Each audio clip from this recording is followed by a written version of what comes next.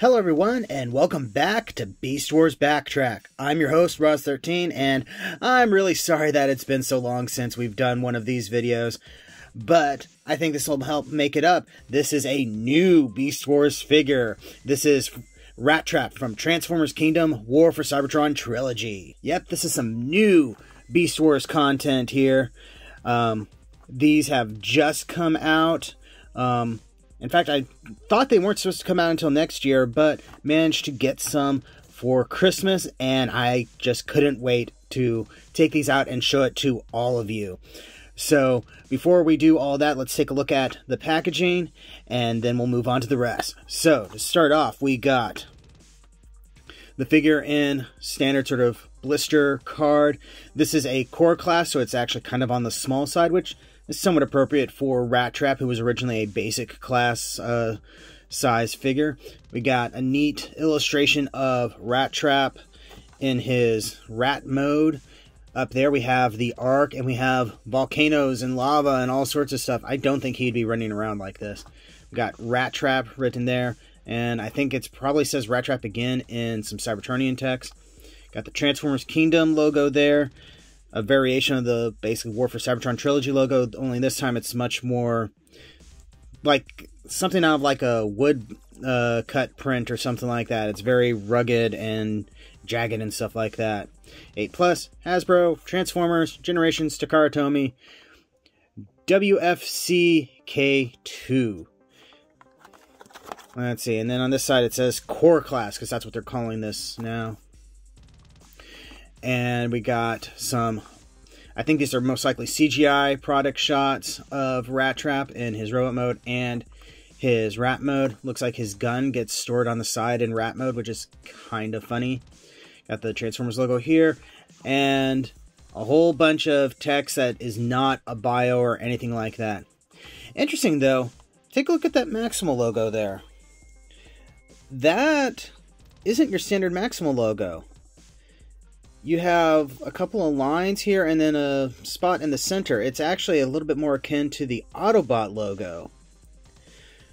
So, some sort of connection between the two. Makes me think a little bit of a logo I came up with for a sort of faction that would have bridged the gap between Autobot and Maximal. Very interesting. This side, nothing all that interesting other than the War for Cybertron Trilogy logo. And yeah, just barcode on that side. Okay, let's get this guy out and see what it's all about. And here he is in his rat mode. Though I say rat mode, I think it's actually more accurately a mouse. And I'm not just saying that because he's kind of adorable looking. If I remember correctly, the definition of a rat, the tail has to be longer than the body, and the tail is like half the length of the body. But really, it's a good looking alt mode, though there is no articulation here whatsoever. You have some movement of the legs, but that's mostly just to get things in position. You can move his back feet. That doesn't get you much though. And the head has no real articulation either. So he just kind of stays in one position. Not the worst thing in the world, but it is something to be aware of.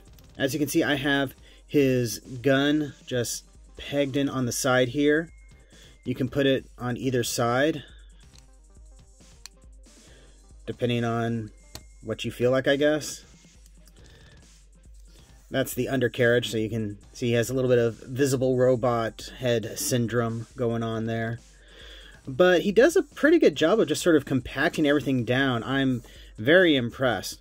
Though, I will say this, he is absolutely positively tiny.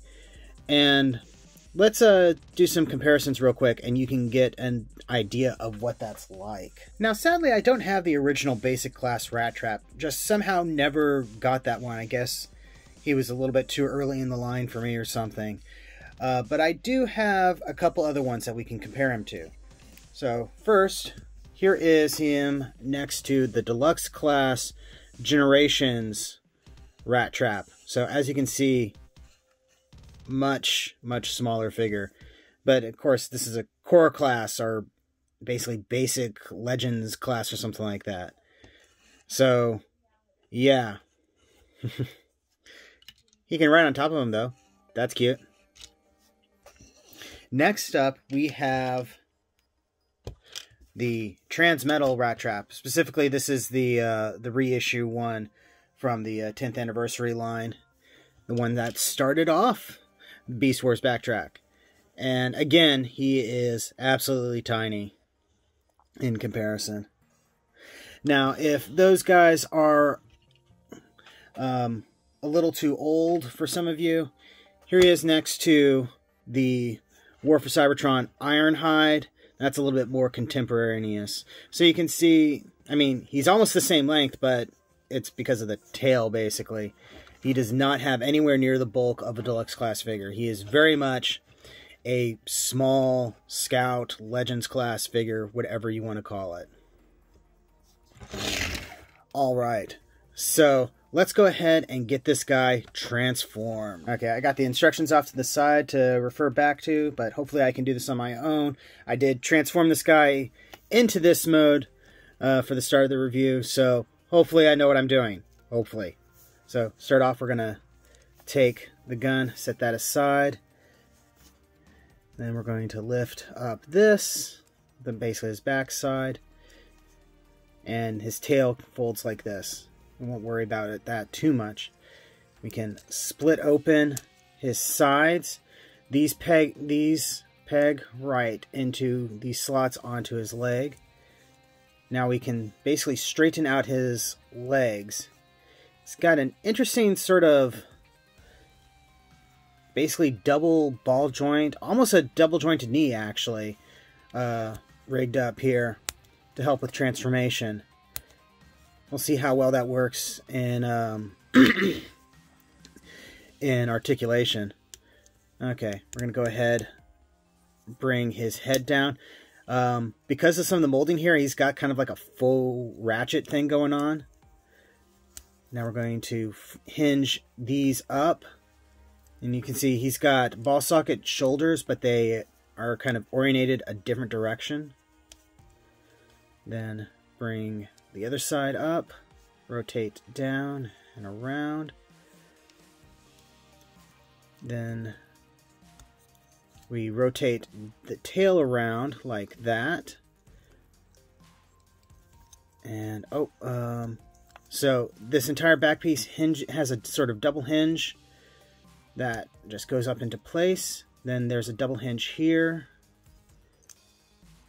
And this just sort of hooks on there. And dramatic face reveal. Ta-da! And there he is. Pop the gun in his hand.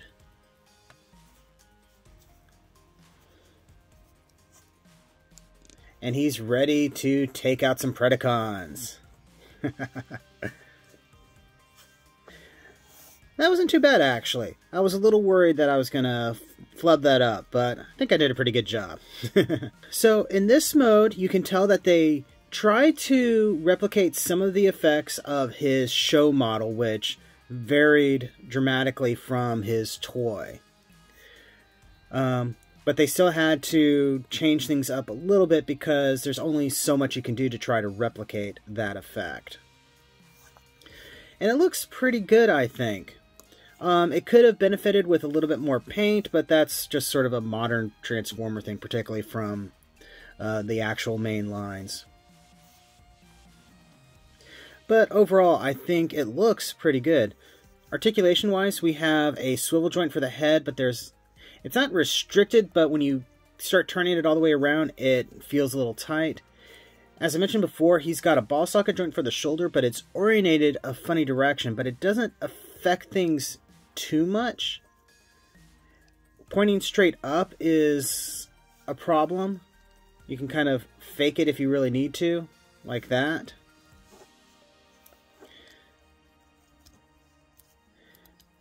So, got the elbow all messed around. Elbow is a ball socket joint, single jointed. No waist articulation. Hips are ball socket joints. You can go up a little bit, back quite a bit actually. And knee is technically single jointed, but you can fake a double joint if you want, like that. And then the feet are on a ball socket joint. And it should be noted, these feet are just completely covered in that sort of peachy colored, flesh colored paint, which looks a little weird because it's very glossy looking and it just looks like it's very slathered on.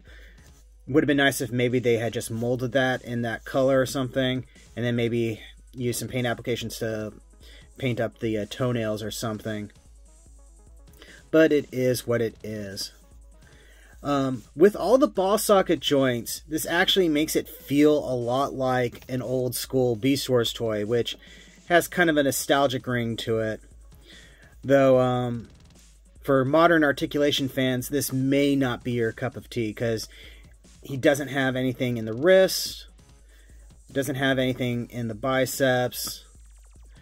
Everything is very much a basic level of articulation.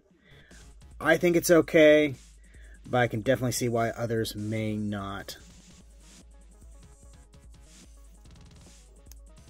Alright, so since we did a comparison in his beast mode, let's go ahead and compare him to his past selves in robot mode. Alright, so to start off again, we will have Generations Rattrap, and yep, there's a bit of a size difference there. Now, whether or not you think this Rattrap is better than this Rattrap is kind of up to what you prefer with toys, I think. There are definitely things I like more about this Rattrap, but there are definitely things that I really like more about this one. So that's kind of a your mileage will vary thing. Next up, here is Transmetal Rattrap, who will hopefully not fall over. Not fall over. Thank you. So yeah, this guy is definitely a small boy. Okay, we're going to set those aside before they fall over. And once again, here he is next to Deluxe Class Ironhide, who is just sticking out of frame.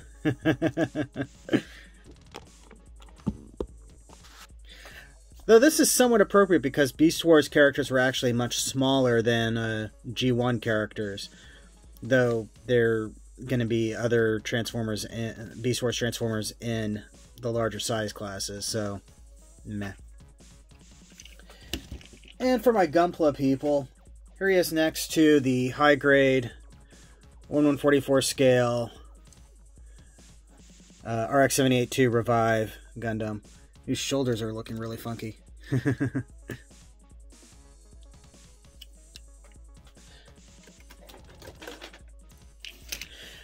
So yeah, overall, I actually really dig this. Maybe it's just the nostalgia talking, but I think this is actually a pretty decent figure for the size. Articulation is limited, yeah, but it's not awful. I mean, you do actually have an elbow joint and a semblance of a shoulder joint and hips and knees. I have messed with Transformers that are missing some of those articulation points, and that's a real bummer there. And I think the mold and detailing and stuff brings a lot of personality to this guy. I think the main things that I would really have liked is a little bit more paint, basically. The tail is unpainted. The entire figure probably could have gone with a wash over things, particularly on the beast mode, to really bring out some of these little hair details and stuff like that. And there's a few little color touches that are missing from his robot mode. But overall, I think I could give this a recommendation. So, yeah, that's been a review. Thank you very much for watching. Don't forget to like, comment, subscribe, all that fun YouTube stuff. Check the description below for links to my storefront where you can get official shelf space, t-shirts, and more. And yeah, thank you again, and I'll see you the next time we are on the Beast Wars Backtrack.